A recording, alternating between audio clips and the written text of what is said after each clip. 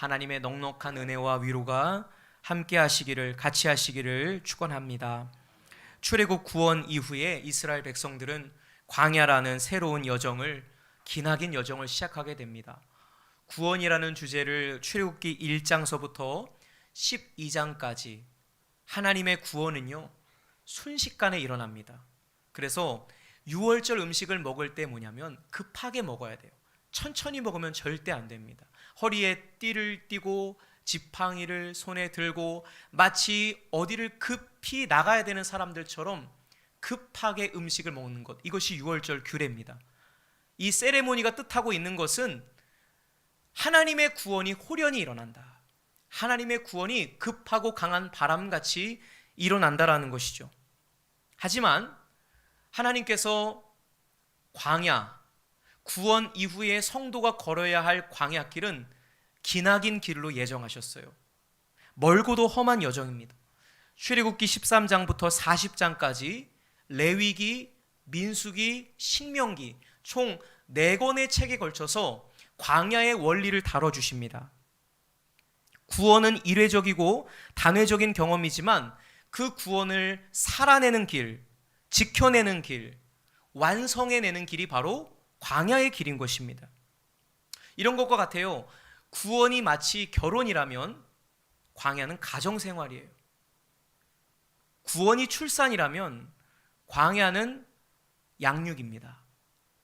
구원이 취직이라면 광야는 직장생활이죠. 기나긴 직장생활이죠. 견뎌야 하는, 살아내야 하는, 지켜내야 하는 싸움인 것이죠. 즉 구원을 받으면 곧바로 가나안 땅, 즉 젖과 꿀이 흐르는 땅으로 바로 들어가는 게 아니에요. 구원을 받으면 끝이 아니라 사실 새로운 삶의 출발인 것이고 시작점인 거예요. 하나님께서는 이스라엘 백성들을 광야로 인도하십니다. 광야는 히브리 말로 미드바르라고 합니다. 이 미드바르라고 하는 것은 영어로 하면 from word,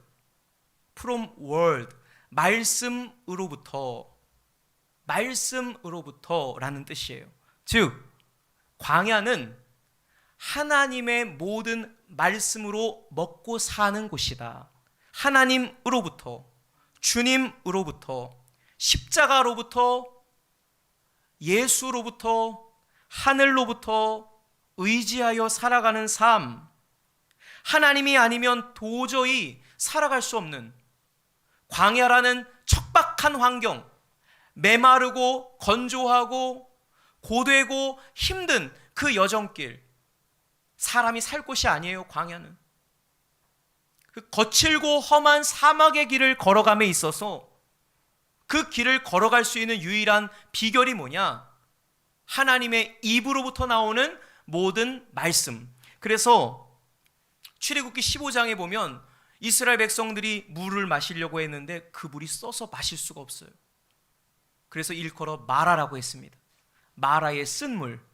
그런데 여호와께서 한 나무를 지칭하셔서 그 지시하신 나무를 물에 던졌을 때에 그 물이 달게 되었어요. 이 말은 무슨 말이냐면 우리가 광야에서 불평과 원망의 상황, 쓰디쓴 경험을 하게 될 때에 이것이 십자가로 말미암아, 구속의 은혜로 말미암아 합력하여 선을 이루게 되는, 고난 중에도 감사할 수 있는 이유와 근거를 찾게 되는 거예요. 우리 하나님은 광야의 세월 속에서 그 쓴 경험 속에서 합력하여 선을 이루신다라는 것이죠. 또한 출애굽기 16장에 보면 하늘로부터 만나가 쏟아지죠. 만나가 내려집니다. 즉 하나님께서 먹이신다라는 거예요. 하나님께서 채우신다라는 것입니다. 17장에 가보면 반석을 쳐서 물이 나오죠. 반석을 쳐서 생수가 나오는 것입니다. 광야 어디에서 먹을 게 있고 마실 물이 있겠습니까?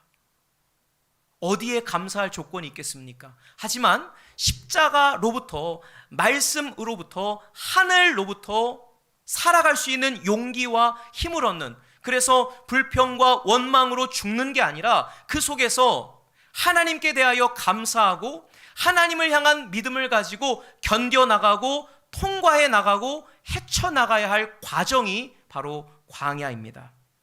거기가 바로 광야입니다. 특별히 오늘 우리가 함께 나눌 단락은 출애굽기 13장부터 18장까지의 부분인데요. 이 과정은 이스라엘 백성들이 애굽에서 탈출하고 나서 신의 광야, 십계명 율법을 받게 되는 신의 광야에 도달할 때까지 약 2개월간의 여정을 다루고 있습니다. 8주간의 과정입니다. 이 짧은 여정 속에서 하나님께서는 광야가 무엇을 하는 곳인지, 어떤 것을 배워야 하는 것인지를 말씀해 주세요. 쉽게 말해서 이제 처음 막 예수 믿은 초신자가 배워야 할 제자 훈련 과정인 거예요. 초신자 훈련 코스. 어떻게 믿음 생활하고, 어떻게 예배 드려야 하고, 어떻게 기도해야 하고, 어떻게 살아야 하는지, 이것을 아주 집중적으로 배워나가는 그런 코스라고 보시면 되겠습니다.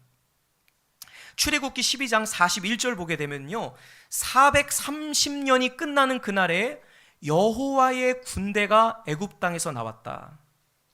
이스라엘 백성들을 뭐라고 말씀하세요? 여호와의 군대다. 여호와의 군대다. 그들은 원래 군대가 아니었습니다. 군사가 아니었어요. 누구였습니까? 종이었죠. 노예였습니다. 그 종으로 살았는데 하나님께서 이스라엘 백성들을 종되온 집에서 구출해 내셨을 때 그들은 자동적으로 입대하게 된 거예요. 하나님의 십자가 군병으로 입대하게 된 것입니다. 자동 군인이 된 거죠. 죄악과 사망의 권세로부터 빠져나온 성도들은요, 자연스럽게 하늘의 군대로 부름을 받았습니다. 여러분들은 군인인 거예요. 십자가의 군병, 믿음의 용사들인 것이죠. 여러분, 군사가 그냥 되는 게 아닙니다. 저는 처음에 군에 들어가면 다 짝대기 이등병 되는 줄 알았어요. 그래서 이제 휴가 나온 이등병 보면은요, 저거 짝대기 하나밖에 안 된다고 그렇게 깔보고 무시했거든요. 근데 제가 군에 들어가고 나서 많이 회개했습니다. 이등병이 장난이 아닌 거예요. 그냥 되는 게 아닌 거예요. 와, 정말 하늘 같더라고요. 이 4주간의 훈련소 생활을 거쳐야만 모든 이 군사훈련, 기초군사훈련, 신병교육훈련을 다 수료해야만 이제 진짜 군인이 되는 거예요. 그때까지는 아직 군인이 아니에요. 그 이등병 계급장을 달기까지 화생방 훈련도 해야 되고요, 각계전투도 해야 되고요, 군장 싸가지고 40km 또 행군도 해야 합니다. 이 4주간의 기간 동안 가장 힘든 것은 뭐냐면요, 모든 자유가 다 박탈당해버려요. 자유가 없어요. 아침에 눈 뜨는 순간부터 밤에 눈 감는 시간까지 잠자는 것 이외에는 다 통제를 받습니다. 전화도 못하죠. 우리 청년들이 제일 힘든 것 중에 하나가 금연해야 돼요. 4주 동안 담배도 못 펴요. 내 혼자서 화장실도 못 가요. 자유로 다 정해진 시간이 있고 그 시간 내에 움직여야 하고요. 심지어는 걸음걸이 하나, 옷 입는 것, 잠자는 것, 일어나는 것, 밥 먹는 예절, 말투가 안 고쳐지거든요. 그래서 이 말투를 고쳐야 돼요. 요로 끝나면 안 돼요. 다나 까를 써야 돼요. 그렇게 써야 돼요. 그래서 이 휴가 나온 군인들이 전화 받으면 여보세요 해야 되는데 통신보안 이렇게 하고 있단 말이에요. 그게 뭐냐면 제대로 된 거예요. 제대로 지금 이 민간인 물이 빠지고 이제 군인으로서 그렇게 물이 들어가는 것이죠. 그렇게 집중 훈련을 받으면서 민간인에서 군인으로 거듭나는 거죠. 옷 입는 것 하나, 말하는 것 하나, 먹는 것 하나, 걸음걸이 하나, 모든 것 하나하나가 이제는 어엿한 군인으로서 만들어져가는 시간들인 것이죠. 출애굽기 13장부터 18장까지 이 신의 광야에 이를 때까지 이스라엘 백성들의 광야 2개월간의 생활, 이 시간이 바로 그런 시간이에요. 아주 집중 코스로다가 하나님께서 구원받은 성도는 이렇게 살아야 돼. 너희들은 이제 종이 아니야.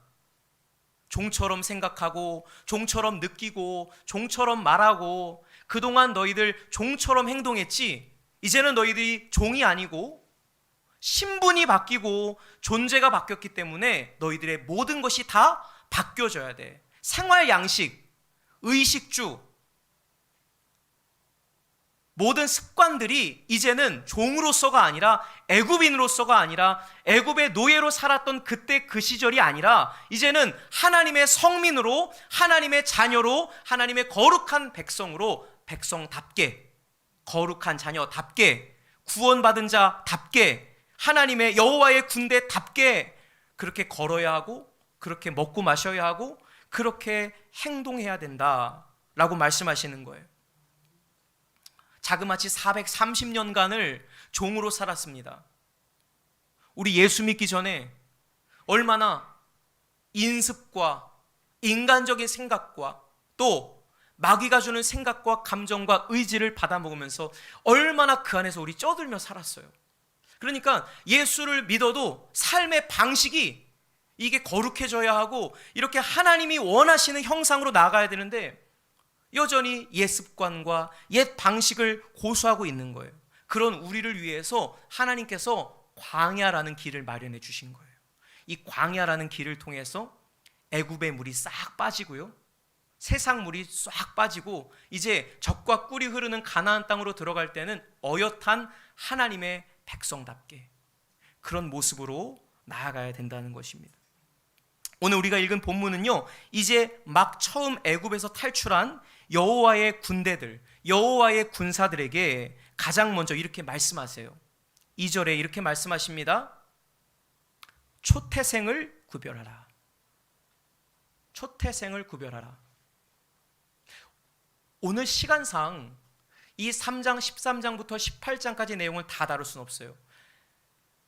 이 내용은 총 13가지가 있거든요. 13가지를 가르쳐 주세요. 2개월간의 기간 동안 너희들이 배워야 할 초신자로서, 이제 처음 예수 믿은 사람으로서 이러한 기반을 놔야 돼 라고 13가지를 가르쳐 주시는데 오늘은 그중 첫 번째 것만 볼 거예요.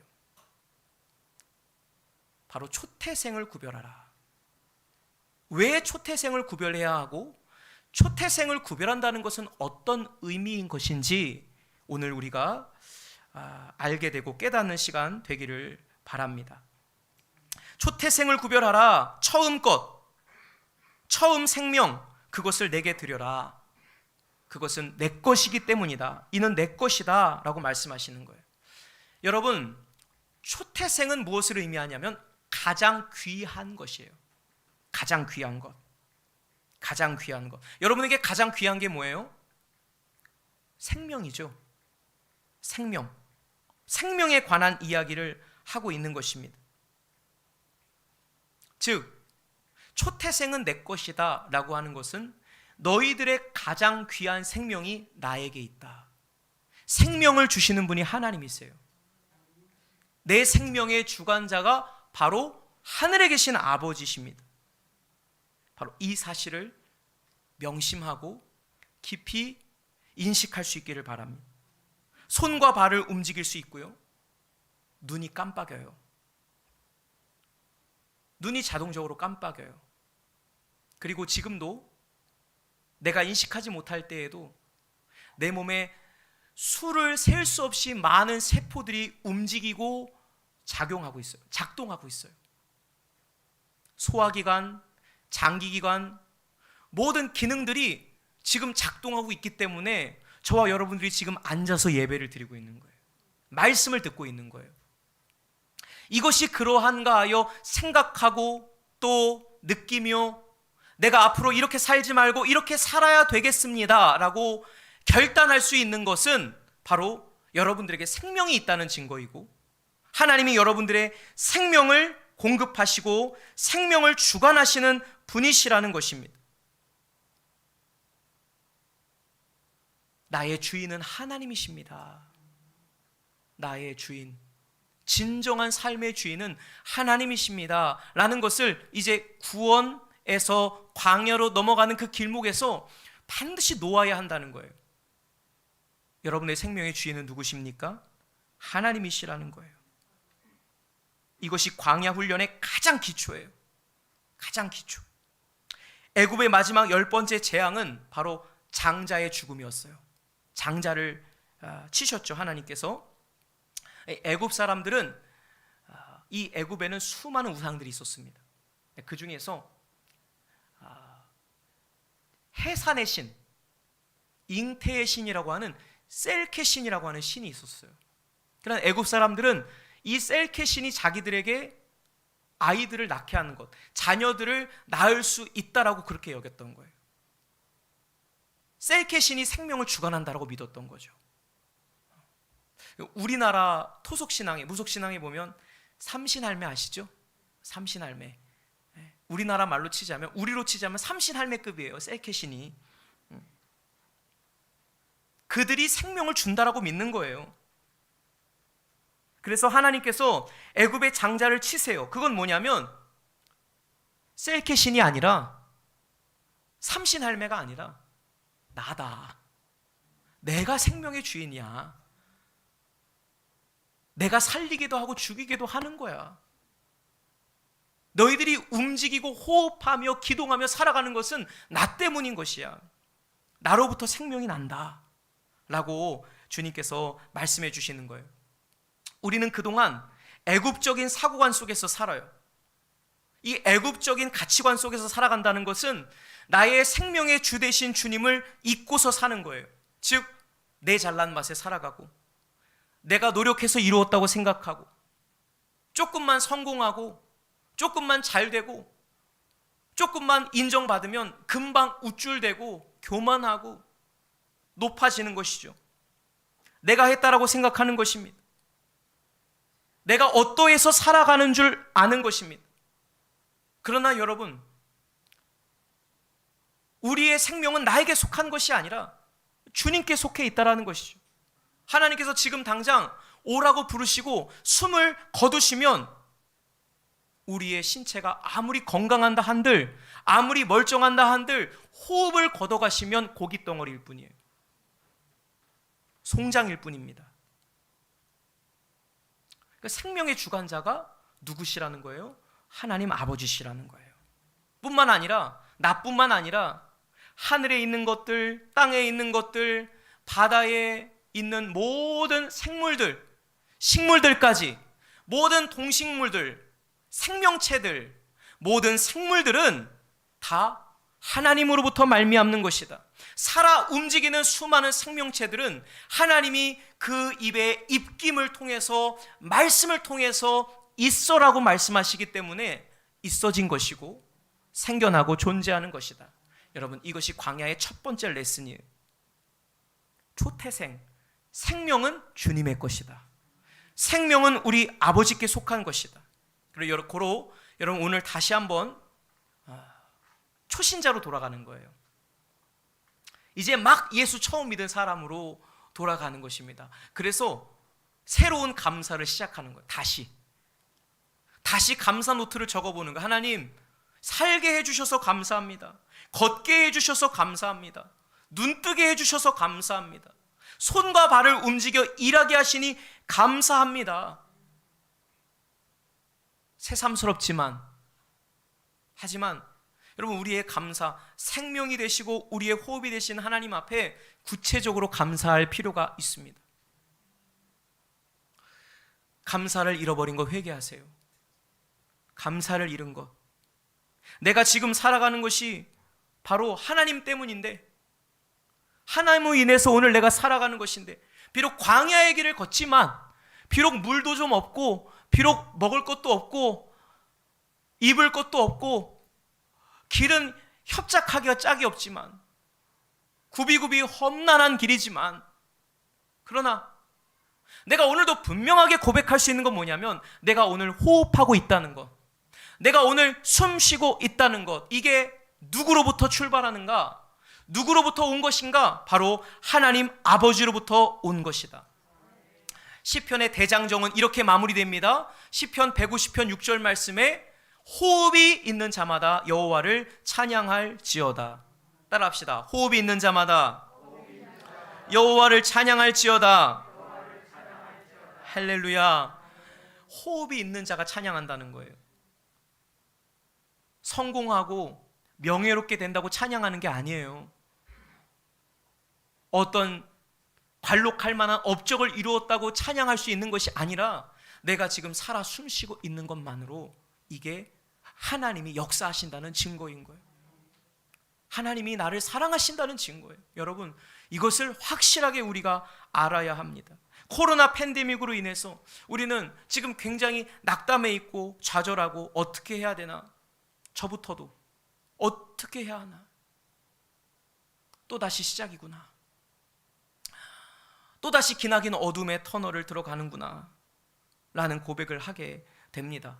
그럴 때마다, 낙심이 내 속에 밀려올 때마다, 괴로움이 경험될 때마다, 아, 지금 내가 광야를 걷고 있구나. 내가 할 수 있는 최선이 뭘까? 하나님 나에게 뭘 원하실까? 저는 심호흡을 합니다.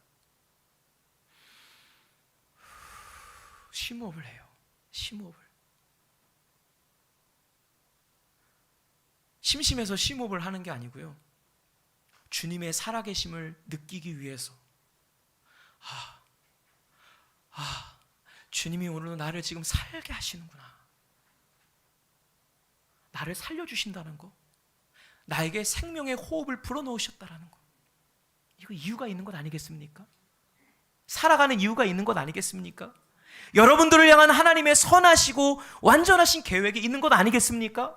하나님이 지금도 주고 계신 것이 아니라 우리를 향해서 침묵하시고 계시는 것 같지만 여전히 가장 깊은 곳 속에서 나를 아시고 나를 보듬어 안으시고 내 삶을 덮으시고 주관하시고 운행해 나가신다라는 것. 창세기 1장 2절을 기억하십시오. 땅이 혼돈하고 공허하며 흑암이 깊음 위에 있을 때, 성경은 말합니다. 하나님의 영이 수면 가운데 운행하시니라. 존재하는 모든 원소들 위에, 존재하는 모든 만물들 속에 그 하나님의 영이 운행하고 계신다. 마치 노른자를 흰자가 덮고 있는 것처럼. 계란 후라이 부쳐 드실 때마다 여러분 생각하세요. 성령께서 지금 여러분들의 생각을 감싸시고 여러분들의 감정과 여러분들의 모든 의지, 내가 이렇게 할까 저렇게 할까, 내가 이렇게 하지 말까 저렇게 하지 말까, 무엇을 선택해야 될까, 갈팡질팡 포기할까 말까, 하루에도 수도 없이 수를 왔다 갔다 세면서 고민할 그때에 바로 주님이 거기에서 우리를 치열업하시고 우리를 격려하시고 또 응원하시고 힘내라 힘내라 말씀하신다는 거죠. 기억하신다라는 거예요. 하나님의 은혜는 결코 메마르지 않습니다. 그 증거가 뭐냐면 내가 지금 호흡하며 살아있다라는 거예요. 하나님의 영이 우리와 지금 함께 하시고 운행해 나가신다라는 것, 주관해 나가신다라는 것, 이 사실을 믿음으로 담대하시기를 주의 이름으로 축원합니다. 하나님 여러분들 품고 계시는 것입니다. 여러분들 속에 좌정해 계시는 것입니다. 성령님은 24시간 대기하세요. 그러다가 하나님을 믿는 자녀들이 하나님 나와 함께 하시죠. 하나님 지금도 이 고난 가운데 나와 함께하고 계시죠. 이 광야길 속에서 지금 나를 바라보고 계시죠. 지금 나의 떨리는 마음을 주관하고 계시죠. 모든 문제 위에서 그 문제를 주관하시고 이 전쟁을 주도하고 계시죠 라고 우리가 믿음의 눈을 들어 바라보는 순간 성령님이 여러분들 속에 그래 라고 임하시는 거예요. 내가 너와 함께한다 라고 여러분들의 마음속에 도장을 꽝 찍어주시는데, 그 도장이 뭐냐? 평안과 안식인 거예요. 평안과 안식을 여러분의 마음에 꽝 찍어주시는 건 뭐냐? 내가 있다. 내가 너희와 함께하고 있다. 세상 끝날까지 내가 너희와 항상 함께 한다라고 그렇게 확증해 주시는 거예요. 확증해 주시는 것입니다. 태내의 아기가 양수 위에 덮여져 있는 것처럼 성령님은 여러분들을 덮고 계시는 거예요. 이게 예수 믿은 우리의 축복이에요. 물과 성령으로 거듭난 우리들의 축복인 것입니다. 성령께서 우리의 양수가 되셔서 보호해 주시고 막아주시고 분초마다 죄를 씻어주시고 거룩한 상상을 갖게 하시고 믿음을 주시는 것이에요. 여러분에게 선한 것이 나는 것이 아닙니다. 어디 가서 여러분 아이고 젊어 보이시네요, 아이고 머리 잘하셨네요, 예쁘시네요, 라고 여러분들이 어떤 조그마한 칭찬도 들으신다면 여러분, 주님의 은혜입니다. 결코 여러분 자랑하고 교만하지 마세요. 여러분들이 잘난 거 아니에요. 여러분 안에 계신 주님이 잘나신 거예요. 여러분들이 똑똑한 것이 아니라 여러분들 안에 계신 주님이 정말 똑똑하세요. 지혜로 하늘을 펴셨어요. 그렇기 때문에 나를 통하여 주님의 지혜가 드러나는 것이고, 나를 통하여 주님의 인자와 친절과 긍휼이 나타나는 것이지, 하나님 없는 내용은 쓰레기일 뿐이에요. 여러분, 성령이 없는 우리의 삶은 정말 처참하게 그저 없는 거예요. 이건 아무것도 아닌 거예요. 이건 너무나 절망인 거예요. 우리에게 소망이 있는 딱 한 가지 근거는 뭐냐면요, 내 안에 주님이 들어오셨다는 거예요. 하나님이 계셔요. 하나님이 계시기 때문에 내 삶이 의미가 있는 것이지, 그걸 말고는 없는 거예요. 여러분, 이 주님을 인식하는 은혜가 있기를 축복합니다. 주님을 인식하는 은혜가 있기를 축원합니다. 하나님은 여러분들의 생명의 주관자가 되세요. 창조주세요. 여러분들을 운영해 나가세요. 이끌어 나가세요. 뿐만 아니라 육적 생명의 주인일 뿐만 아니라 영적 생명의 주인이십니다. 지금부터 영원까지 사망에서 생명으로 옮겨지게 하시고, 이 땅 짧은 삶, 육신의 삶도 주님께서 다스리시고 관장하시지만 영원부터 영원까지의 삶을 주님께서 주관하시고 인도해 나가시고 생명을 주세요. 내가 온 것은 양으로 생명을 얻게 하고 더 풍성히 얻게 하려는 것이라. 그 밤, 유월절의 밤을 기억하라고 주님께서 말씀하세요. 초태생을 구별하라 말씀하시고, 그날 밤 애굽에서 나온 나를 기억하라라고 말씀하세요. 구원받은 하나님의 자녀들에게는 유월절의 경험이 있습니다. 이 유월절의 경험은 뭐냐? 하나님의 아들의 피가 내 안에 뚝뚝 떨어지고, 그것이 경험됨으로 말미암아 나를 고통스럽게 하는 애굽적 환경과 바로적 인격으로부터 건짐받은 날이에요. 건져진 날, 건져진 날. 그날 밤을 여러분 기억하세요. 이스라엘 백성들이 운이 좋아서 산 게 아니잖아요. 그냥 산 게 아니잖아요. 바로의 장자와 애굽의 모든 장자, 짐승의 모든 처음 난 것들을 다 죽이세요. 이걸 뭐냐면 심판을 말하는 거예요. 죄악 가운데 살면 이렇게 죽는다라는 걸 가르쳐 주시는 거예요. 애굽의 우상을 심판하며 그 우상, 그 귀신들을 숭배했던 바로를 포함한 모든 애굽 사람들을 죽이시고 심판하시는 거예요. 장자의 죽음이 의미하는 것이 바로 그것입니다. 그런데 이스라엘의 장자는 살았어요. 빈부귀천을 불구하고 다 살았어요. 왜 살았어요? 어린 양의 보혈 때문이에요. 어린 양의 피가 뿌려졌기 때문입니다. 하나님의 장자, 하나님의 어린 양 예수 그리스도의 죽으심으로 말미암아 내가 살았어요. 내가 살았어요. 그 주님의 죽으심으로 내가 오늘 살아 있다라는 것입니다. 내가 죄 지음으로 말미암아 과거의 숱한 죄를, 말로 형언할 수 없는 그 죄를 지음으로 말미암아 그 죄값이 여러분들의 이름 앞에 달려 있어요.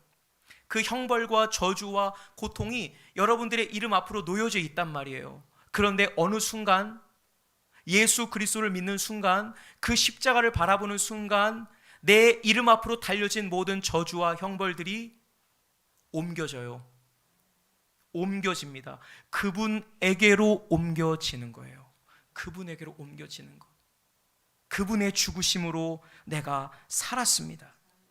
주께서 모든 허물과 죄악을 담당해 주셨습니다. 그러므로 육신의 생명도 주님의 것이지만 더더욱 우리의 영혼의 생명의 주관자는 하나님 아버지신 거예요. 여러분들의 영혼의 생명, 그 영혼의 생명 값으로 그 생명을 건져주시기 위해서 예수님이 죽으셨어요. 예수님이 죽으셨어요. 그래서 초태생을 구별하는 말씀은 오늘 저에게는 이렇게 들려요. 이렇게 음성화돼서 들립니다. 너는 나의 첫사랑인데, 난 널 이처럼 사랑하는데 너도 내가 너의 첫사랑이니? 라고 물어보시는 거예요. 초태생을 드려라 라는 것은 하나님이 우리의 모든 어떤 걸 귀한 것을 착취해 가려는 것이 아니라 지금 네 마음 가운데, 네 삶 가운데 가장 중요한 거, 가장 귀한 거, 가장 긴급하고 그리고 가장 첫 번째 되는 게 뭐니? 여러분, 초태생이 말하는 게 뭐예요? 가장 귀한 거잖아요. 가장 귀한 거. 밥 먹어도요, 첫 숟갈이 제일 맛있는 겁니다. 첫 시간, 첫 월급, 첫 만남, 첫 사랑.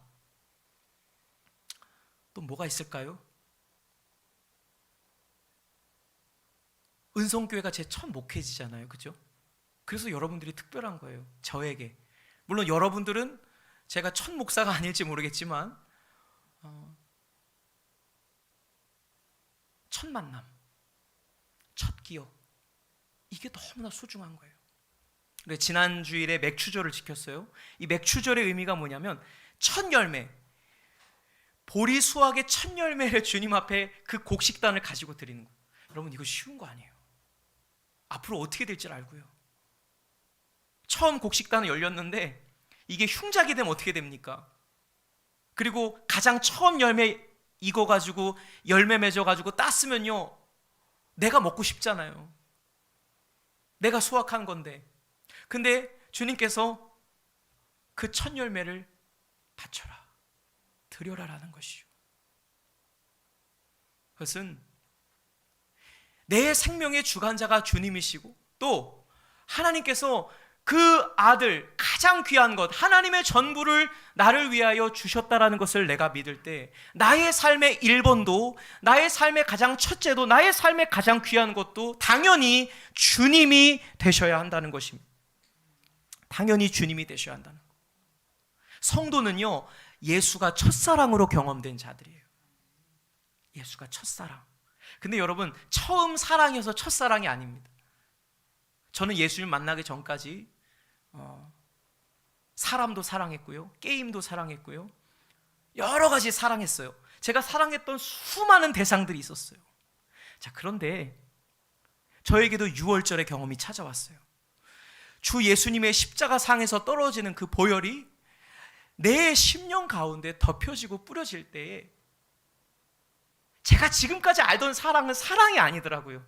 야, 이건 사랑이 아니야. 이건 내가 사랑할 대상이 아니야. 내가 진짜 사랑할 대상은 바로 하나님이시오. 진짜 사랑을 만난 거예요.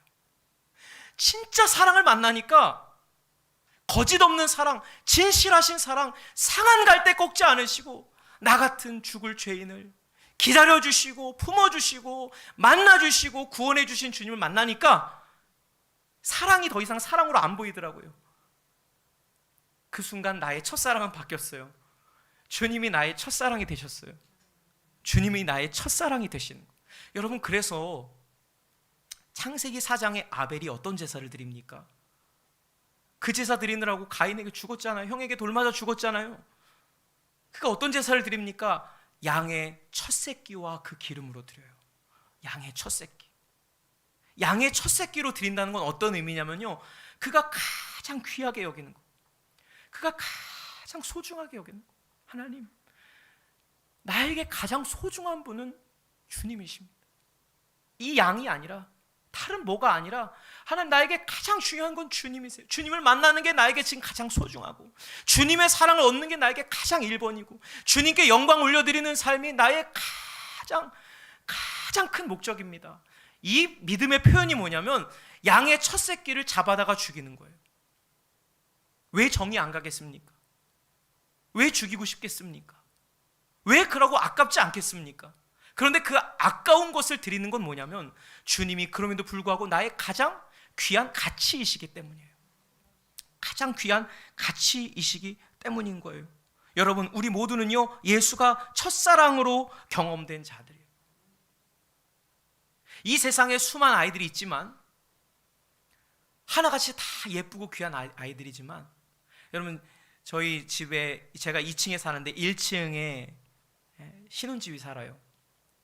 거기 딸이 하나 있는데 이름이 3개예요. 3개. 이름 너무 이쁘죠? 월드 3개.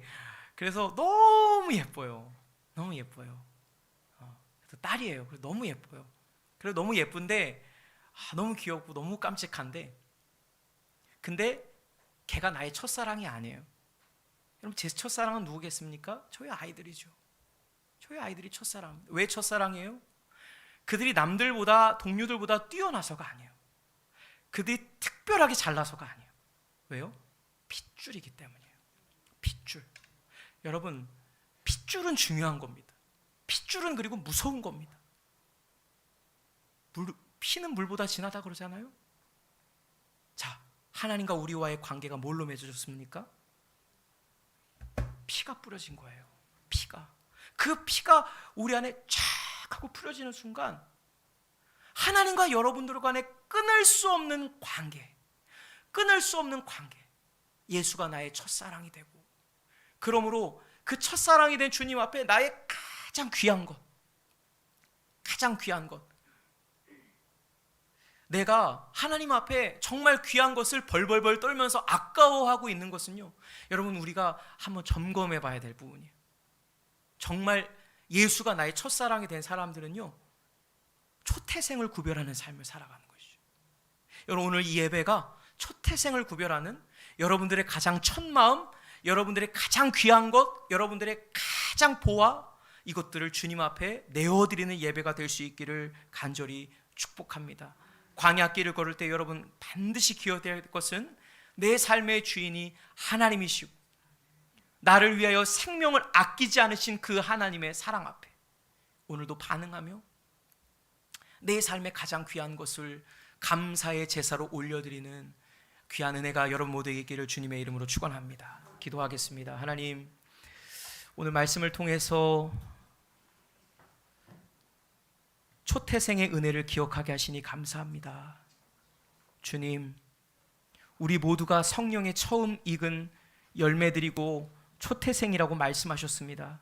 아버지 하나님, 우리 모두가 구별된 삶으로 하나님 앞에 살아가게 도와주시고 자기 잘난 맛에 살지 않게 하시고 내가 노력해서 이루었다고 말하고 혹은 어려운 일들 속에서 좌절하고 낙심하지도 않게 하시고 하나님, 오직 내 생명의 시작, 내 생명의 주관자가 주님이심을 기억하며 호흡이 있는 자마다 여호와를 찬송하는 은혜가 있게 하여 주옵소서.